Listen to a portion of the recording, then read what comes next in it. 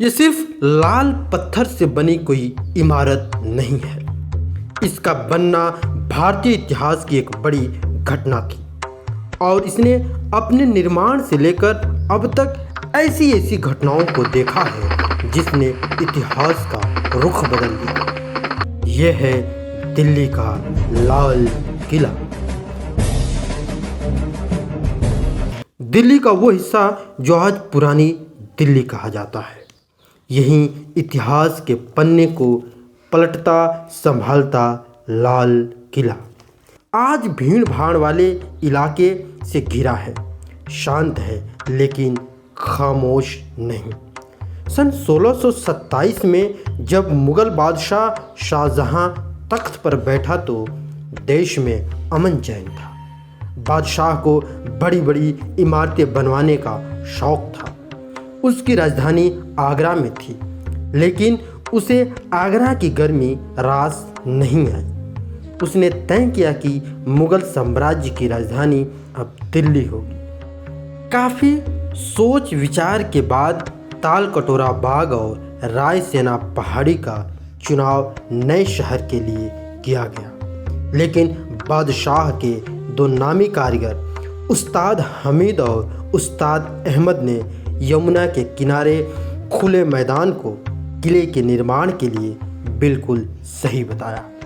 सन 1939 में लाल किले की नींव रखी गई। 9 सालों तक कारीगरों, शिल्पकारों और मजदूरों की कड़ी मेहनत के बाद लाल किला बनकर तैयार हो गया। इसी किले के सामने शहर शाहजहानाबाद बसाया गया, जिसे अब दिल्ली कहा जाता है। आलीशान लाल किले के तैयार होने के समय बादशाह काबुल में थे। खबर मिलते ही दिल्ली के लिए रवाना हुए। नजूमियों और ज्योतिषियों के निकाले गए मुहूर्त के समय पर बादशाह यमुना के सामने दरियाई दरवाजे से किले में दाखिल हुए। खाइन को पार करने के लिए लकड़ी का पुल था। इस मौके पर लाल किले में एक शानदार समारोह हुआ, जिसकी सजावट कमाल की थी। आगरा के किले से दोगुने आकार की लाल किले की दीवारें यमुना की ओर 60 फीट ऊंची है और सामने की दीवार 110 फीट ऊंची है। इसमें 75 फीट दीवार खंदक की सतह से ऊपर है और बाकी खंदक की सतह तक है। किले के पीछे यानी पूर्व में यमुना नदी किले के साथ बहती थी और 3 तरफ खंदक थी। इसमें रंग बिरंगी मछलियां थीं। खाई के साथ साथ हरे भरे बाग थे, लेकिन ब्रिटिश शासनकाल में गायब हो गए। लाल किला और सलीमगढ़ किले को जोड़ता एक पुल है। लाल किले से सटा सलीमगढ़ किला है, जिसका निर्माण शेर शाह सूरी के बेटे सलीम शाह सूरी ने सन 1546 में करवाया था। सलीमगढ़ किले का इस्तेमाल शाही कैद खाने के रूप में होता था। किले को आड़ देने के लिए इसकी प्राचीर का निर्माण औरंगजेब ने करवाया था, जिसे घूंघट वाली दीवार कहा जाने लगा। शाहजहां ने अपने कैद के दिनों में इसे आगरा से औरंगजेब को लिखा था कि दीवार बनवाकर मानो किले की दुल्हन के चेहरे पर तुमने नकाब डाल दी है। किले के दक्षिण में दिल्ली दरवाज़ा है, जो जामा मस्जिद की तरफ है। बादशाह नमाज पढ़ने इसी दरवाजे से जामा मस्जिद जाया करते थे। सन 1903 ईस्वी में लॉर्ड कर्जन ने इसी दरवाजे के दोनों तरफ पत्थर के हाथी खड़ा करवा दिया। किले के 5 दरवाजे थे, लेकिन लाहौरी दरवाज़ा मुख्य दरवाज़ा था। ये दरवाज़ा ठीक चांदनी चौक के सामने पड़ता है। लाहौरी दरवाजे से प्रवेश करते ही छत्ता बाज़ार शुरू हो जाता है। इस छत्ते के दोनों ओर दुकानें हैं और बीचों बीच एक चौक है। किसी ज़माने में यहाँ पर हर किस्म का सामान बिकता था। आज ये बाज़ार सैलानियों के लिए बड़ा आकर्षण है।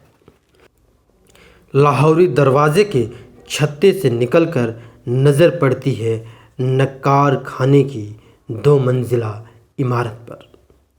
बीच में एक चौक था जिसका सरोवर अब मैदान बन चुका है।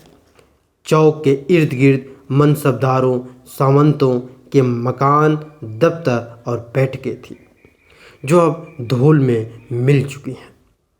चौक से जरा आगे बढ़ते ही नक्कार खाने का दरवाज़ा है जिसे हाथिया पोल कहते थे। इसका नाम इसलिए पड़ा क्योंकि दरवाजे के दोनों तरफ पत्थर के हाथी खड़े थे।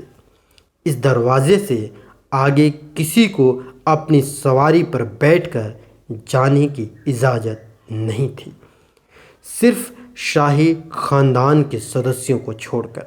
नक्कार खाने में हर रोज़ 5 बार नौबत बजती थी। रविवार को पूरे दिन नौबत बजती थी। इसी नौबत खाने में मुग़ल बादशाह जहांदर शाह और फ़र्रुख शेर का कत्ल किया गया। नक्कार खाने के सामने दीवाने ए आम है। दीवाने एक ख़ास वो जगह है जहाँ मुग़ल बादशाह मोहम्मद शाह से नादिर शाह मिला था।